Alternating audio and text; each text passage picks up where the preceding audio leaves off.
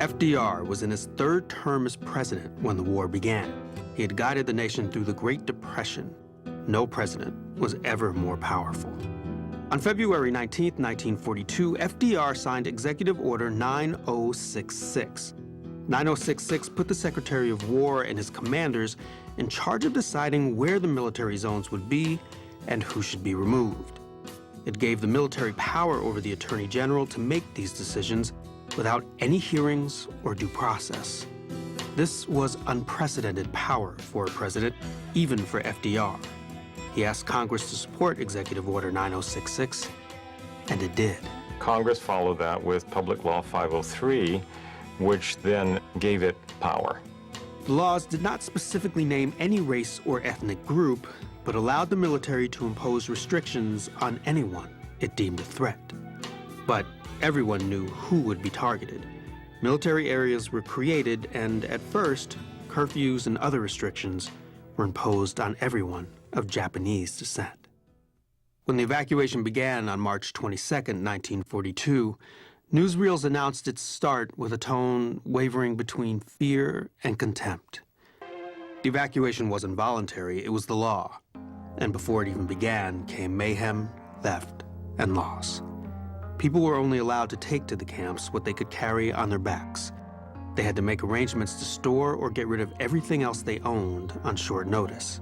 The lucky ones got 2 weeks, some only a few days. Most Japanese Americans had to leave their properties behind. There's lots of incidents when, they were cheated or they weren't given full value for their property. There were a lot of fire sales that happened, so they had tremendous losses.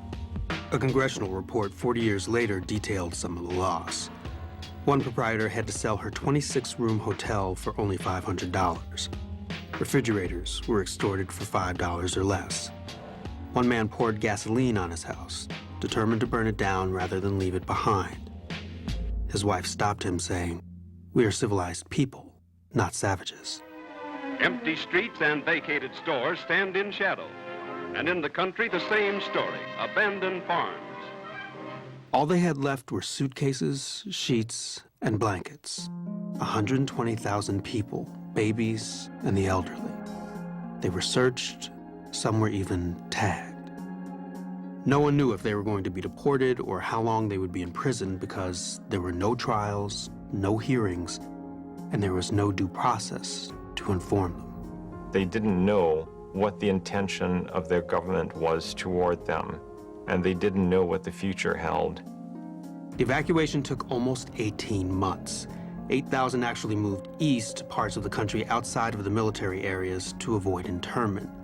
The whole thing took place in stages. First, evacuees were taken by buses, cattle trucks, and trains to nearby assembly centers where they would be checked in for a few weeks before being shipped out to the more permanent internment camps. Assembly centers were oftentimes temporary shelters in fairgrounds and sometimes in horse racing tracks. The conditions were exceedingly rough. Horse stalls that were hastily cleaned up of the manure and the smell and so forth. The first thing we had to do was to make our own mattresses. Norman Mineta was born in San Jose, California. He grew up to be a congressman and the first Asian American to serve in the cabinet. He served under both President Clinton and President Bush. The idea that their own government thought them to be disloyal. This was a yoke of shame that was borne by the Japanese American population from that time on. This is what we would do to show this country the extent of our loyalty. John Tateshi was born in South Central Los Angeles.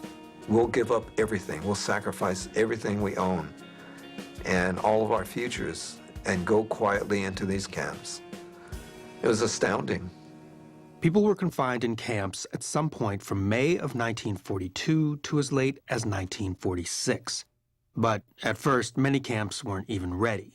Sewage systems, schools, winter insulation, all had to be built by the very people who were being forced to live there. Most were in the desert, where sandstorms were common. Others were built on swamps and overrun by mosquitoes. All of the camps they built were in isolated spots. 10 of them scattered throughout the American West and a couple in Arkansas. Hart Mountain, Poston, and Tule Lake were the largest. Tule Lake also housed those whose loyalty the government specifically questioned. The War Relocation Authority, or WRA, called them relocation centers. I remember when they would say, well, you're being interned for your own protection. Well, as a 10, 11-year-old kid, I knew that if I were in here for my own protection, why are the machine guns pointing in at us and not out? We heard this young man shouting and saying, as I recall, something about they couldn't keep him there, that he was an American, and he started walking out, and the guard, who was probably about 15 feet from him, just shot him in the stomach. It was a felony for anyone of Japanese descent to live in Oakland on the afternoon of May 30th, 1942. That made 22-year-old Fred Korematsu a criminal. He had defied the evacuation order to stay behind with his Italian-American girlfriend. When he was arrested on this street corner in San Leandro, he knew that the shame of internment would be nothing compared to how his family would react. When my grandparents got word in Tanforan Racetrack that my father had been arrested, I know that it brought great shame to them. He was treated, like the plague. I mean, no one wanted anything to do with him. Fred Korematsu had lost his home, his job, and even his girlfriend. He was outraged that an American citizen would be treated like this, so he challenged his arrest. He tested his faith in the Constitution by appealing his case all the way up to the Supreme Court. The Korematsu case lingered for over 2 years. It was finally argued before the court over 2 days on October 11th and 12th, 1944. Korematsu's attorneys argued that Executive Order 9066 was a violation of the 14th Amendment's guarantee of equal protection because only citizens of Japanese ancestry were being forced to report to the assembly centers. And the fact that they were detained without a hearing or a trial was a violation of their Fifth Amendment right of due process, protecting them against the federal government. Solicitor General Charles Fahey argued the case for the United States that in time of war, the government, and especially the president as commander-in-chief, could do what was necessary for the nation's security, even discriminate on the basis of race. You have to remember, at the time of Korematsu, Brown versus Board of Education hasn't yet been decided. Segregation is still the law of the land. The Supreme Court handed down one of its most controversial decisions on December 18, 1944.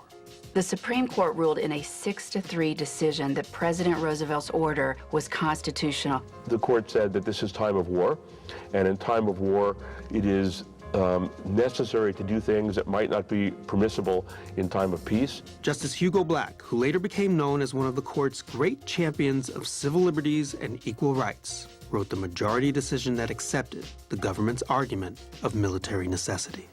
Imagine that you're a judge. Suppose you don't believe the military, but you might possibly be wrong. And if you're wrong, what will happen if you actually shut down a government policy, a security policy, and then there's another attack? You think some judge knows as much as General Eisenhower? So of course we must give great deference to officials who tell us we have a problem, we know the situation, and we need you to understand that. For Justice Black, deference to the military while at war was more important than the racial nature of the internment.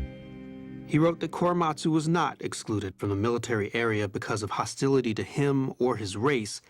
He was excluded because the country was at war with the Japanese Empire.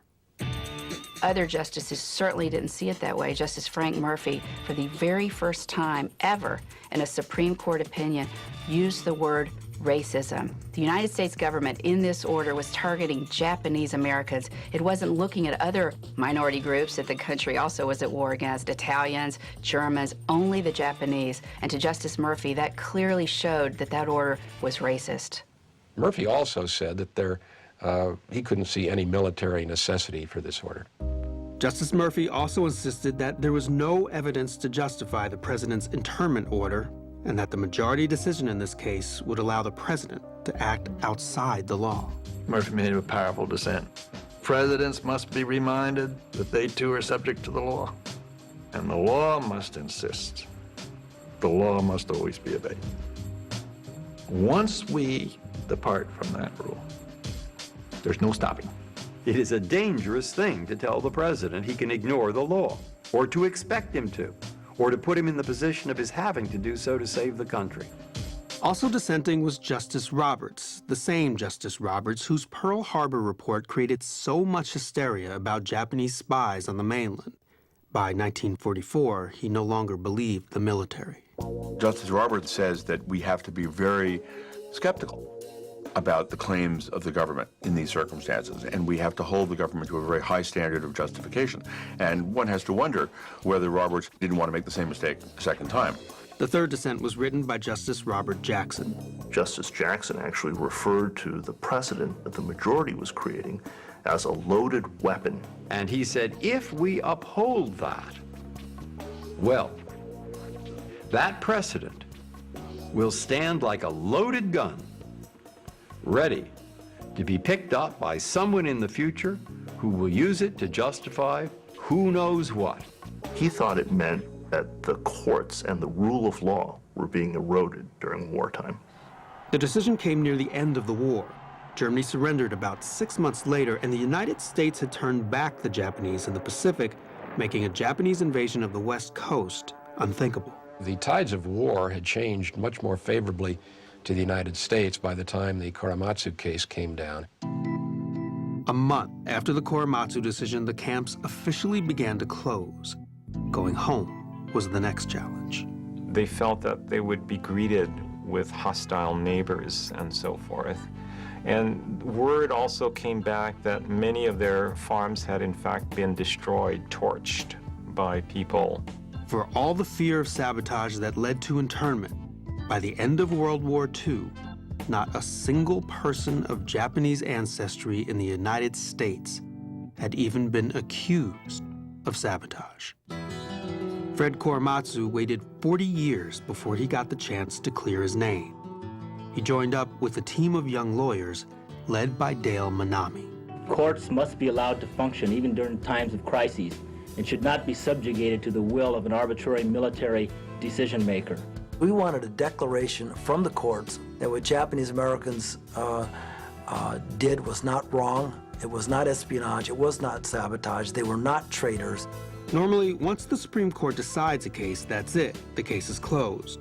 But Manami and his team brought the Korematsu case back to federal court under a motion that is rarely used and almost never successful: coram nobis. Coram nobis is a way that someone can go into court after they've been convicted and serve their sentence and challenge it to say, this was wrong. The facts were wrong, and this court has a duty to correct it. A legal historian named Peter Irons had discovered documents proving that government lawyers had hidden evidence from the Supreme Court. On November 10, 1983, the U.S. District Court agreed. Fred Korematsu's conviction was vacated. It was thrown out. I had to do some real deep thinking in order to reopen this case again, and I am very happy that I did, because this is not only for just the Japanese American citizens, but it's for all American citizens. In 1988, Congress passed the Civil Liberties Act, which not only apologized for the internment, but paid each survivor of the camps $20,000. The act was signed by President Ronald Reagan and sponsored by Congressman Norman Mineta. That's him